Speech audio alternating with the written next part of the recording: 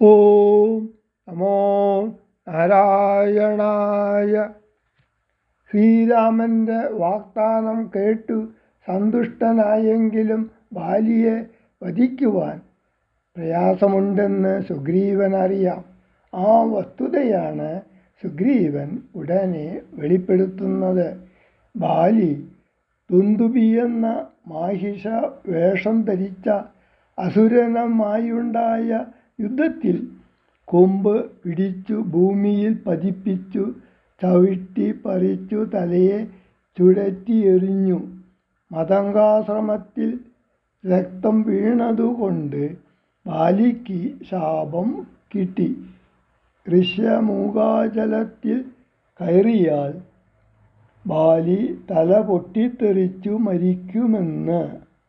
പർവ്വതം പോലുള്ള ആ തല എടുത്തെറിയാൻ ശക്തിയുള്ള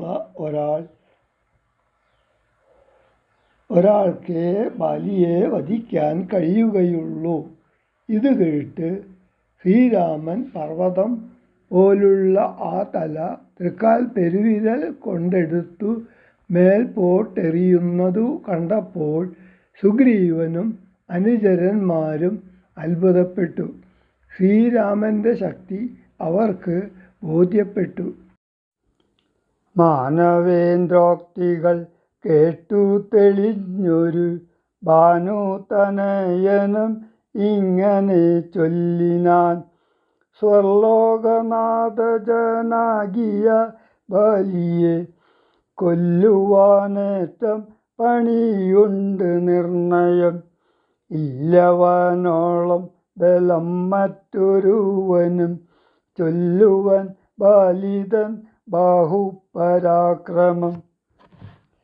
ദുന്ദുബിയാകും മഹാസുരൻ വന്നു കിഷ്കിന്ധാപുരദ്വാരി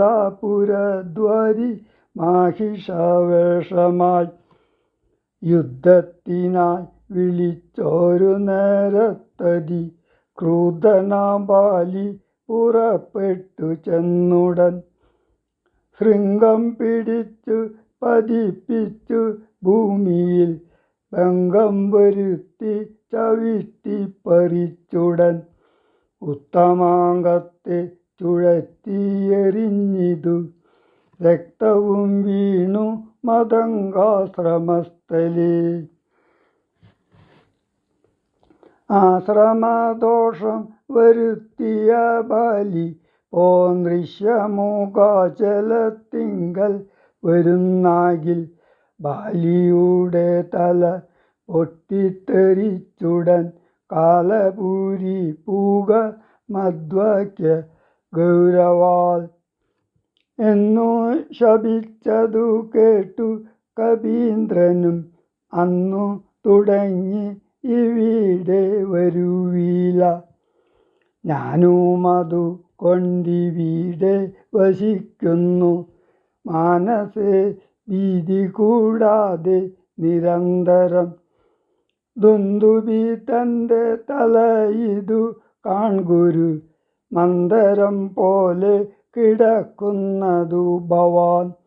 ഇന്നിതെടുത്തെറിഞ്ഞിടുന്ന ശക്തനു കൊന്നുകൂടും കപിവീരനെ നിർണയം.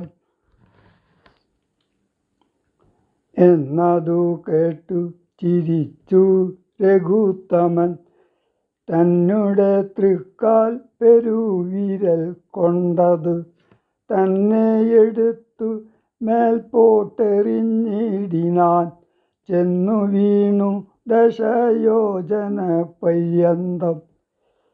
എന്നതു കണ്ടു തെളിഞ്ഞു സുഗ്രീവനും തന്നെ മന്ത്രികളും വിസ്മയപ്പെട്ടു. നന്നെന്നു പുകഴ്ന്നവർ നന്നായി തൊഴുതു നിന്നിടിനാർ.